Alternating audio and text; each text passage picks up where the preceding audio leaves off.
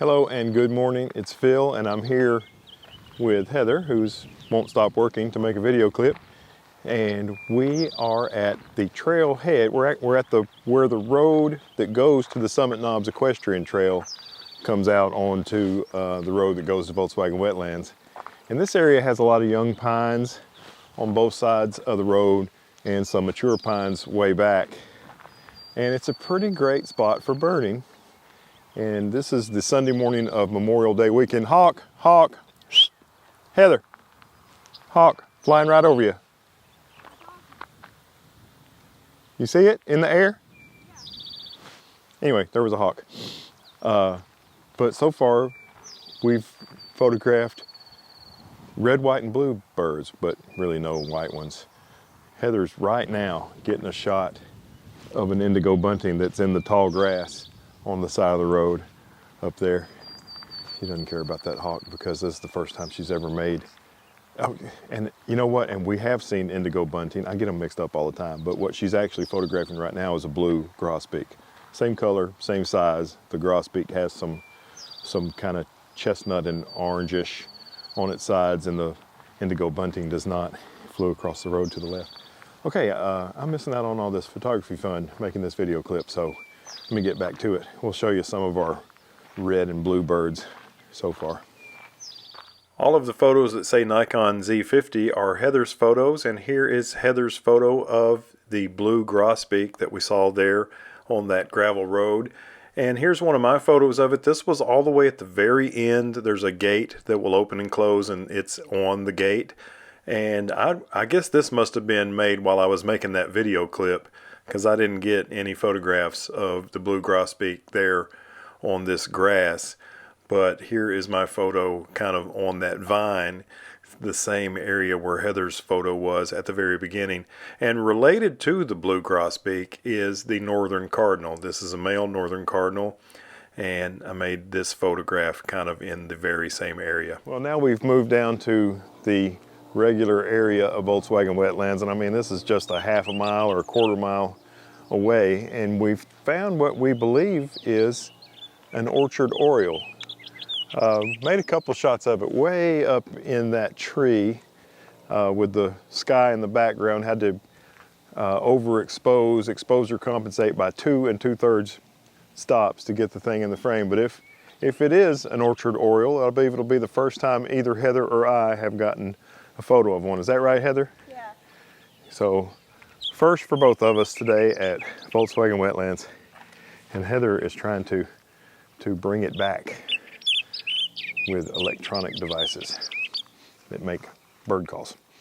So here is one of my photographs of the female. We determined that it was a female orchard oriole way high in the tree, and as you can see, I have turned my exposure compensation way up and I let my sky blow completely out. Now Heather has attempted to save her blue sky and has had some success with that. And here is another one of my photographs of the female orchard oriole, and in this shot she is singing. Well, I saw a deer. I really don't know. I mean, the picture's not going to be any good. I don't even know if it's presentable, but I made a photograph of a deer here on this side of the road way back in the water, and right at the same time as I said deer, Heather said blue grosbeak, and there was a blue grosbeak over here, and I went over to try to get a shot of it, but I did not make it in time. But Heather got another blue grosbeak, so she's having a good blue grosbeak day, and I think today is her first time ever getting a blue grosbeak photo, so good for her. Well, this deer photo is basically absolutely terrible. The deer was so far away, but I thought it was cute with the grass almost as tall as the deer. Meanwhile, on the other side of the road, Heather was photographing this beautiful blue grosbeak, a totally different one than the one we photographed earlier. And she also managed to get another bluebird. This is a male eastern bluebird, which we have these nesting in a birdhouse that's attached to our back porch.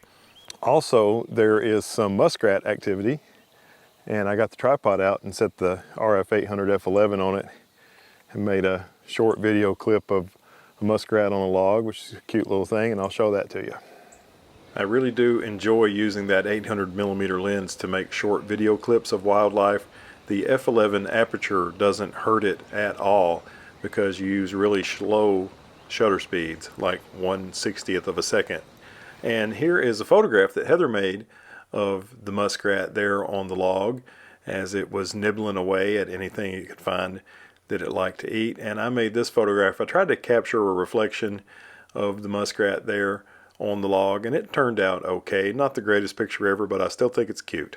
We've moved a little ways down the road now, and I heard actually Heather came down here. She was still following around Orchard Oriole. She said she saw a couple of males. She thinks the one we got a photograph of earlier is a female, and she said she saw a couple of males, but she didn't get a photo. And I came down and I heard Indigo Bunting calling on the other side of the road, and we ended up finding it.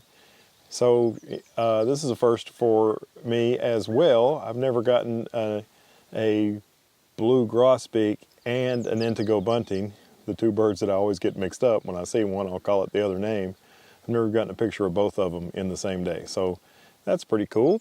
And Heather is still down the road over there somewhere working on the Indigo Bunting, and she will probably end up with a better shot than me because I got a shot and called it quits and came up here and made a video clip, and she is still down there working. I hope she gets a good one. None of mine are very good, I'm pretty sure. The trees that it's bouncing around in are really dense, and it stays towards the top of them, and that combination leads to poor pictures. Nothing to do with the camera gear, just the situation where the bird is. Here is my Indigo Bunting picture. Turned out a little bit better than I thought it was going to. I ended up having to run this one through Gigapixel AI at about a 1.2 setting. And here is Heather's photograph of the Indigo Bunting. She chased it around a long time, but it was really hiding from her pretty good. And we went to another area just briefly, and for just a moment, there showed up this beautiful yellow prairie warbler, and I managed to get a quick photo of it. We think we might have seen a summer tanager, and we're trying to find it again. Well, here is the best photograph I got of the summer tanager, and it's terrible. Half of its face is covered up by the branch, but we think this is an immature male. The young males are yellow and the adult males are red, and this one has a little bit of both. So we think this is an immature male. Well, I don't know. We didn't have all that much luck with the summer tanager. I might have gotten one shot, not a good one. But Heather spotted some Canada geese that had a couple of goslings, and I put the 800 on a tripod and made a quick little video of it. I like doing video with this lens, and I think Heather made some photographs. There were two of the goslings there, and I made a couple of video clips of just the two goslings, but I thought this clip with just one gosling with the majestic looking adult beside it was the better of my video clips. And then this photograph of Heather's is of the two goslings there. Just cute little things. They're even cuter when they're a little bit younger than this, and then they get old and turn into Canada geese. Okay, we think we might be going to another location. It's getting fairly close to lunchtime, and I think we may run over to... Hello everybody, it's Heather and Phil, and now we are at Harrison Bay State Park, which I know I've been here a lot lately, but I wanted to take Heather over here and see if she can have some of the good fortune that I've had I went this past Thursday, and then 2 weeks before that I went on a Thursday morning while Heather was working. And we're going to start in this field right over here, which I've come to Harrison Bay State Park for years and didn't think this field was a very good place to shoot. And then they did a controlled burn on it, and now it's kind of starting to come back after the controlled burn, and it's been 2 weeks ago it was real good, and last Thursday it was just okay. So we're going to try here and then maybe look in some other spots. Well, there was one pair of eastern kingbirds in the field, and here is a photograph that I got of one of the eastern kingbirds. And I was really happy that Heather also got a photograph of an eastern kingbird. I'm not sure if this is her first eastern kingbird photo, but she definitely got one that day, and that was really cool. And this photo of mine, the bird was just about to take off, and I managed to get this photograph of its wing completely outstretched, and I thought that turned out cool. After that, we went over to a different field where on the previous Thursday I had had some good luck with red-headed woodpeckers, and sure enough, there was a red-headed woodpecker flying around amongst the trees there. And here is Heather's red-headed woodpecker photograph there in the field. We followed this one bird around for a little while and managed to, each of us, here's one of my photos, we each managed to get a few photographs of this beautiful red-headed woodpecker there in that area. I've had a lot of good luck this spring with red-headed woodpecker photography at Harrison Bay State Park. Here's one of Heather's photos, and here is another one of my photos. And this one kind of shows the beautiful bokeh that is created by that 800 f11 lens. And here is Heather's photo, and you can see the 200 to 500 is no slouch for bokeh either. Now this next photo, I worked on it so long. I bet I edited on this photograph for nearly an hour. This is probably my favorite bird photograph so far this year. There's just something about the way this one turned out that was really beautiful to me, and I thought it was worth taking the time to do all sorts of editing techniques with it, and I hope you like it as well. I was showing Heather the sappy tree where I got a red-headed woodpecker a while back, and haven't seen a red-headed woodpecker on that sappy tree since then. And as I was showing her that, 4 deer came wandering across. So I switched to the 100 to 500, and Heather already had a good deer lens on, and we made a couple photos. I don't think I like any of mine. Heather said she might have got a good one. So like I said, there were 4 deer that wandered across there, and I concentrated on the male. It has its antlers just starting to grow back this spring, and I believe the one that Heather photographed here, just a beautiful photograph, so cute, is a female. So doesn't it look amazing? And then we went to Dockside Cafe, and there we ate outside at Dockside Cafe. The restaurant is right by the marina there at Harrison Bay State Park. They serve the best beer in the world, Chattanooga Brewing's Chestnut Street Brown Ale. And I had a salad and macaroni and cheese and a chopped steak topped with onions.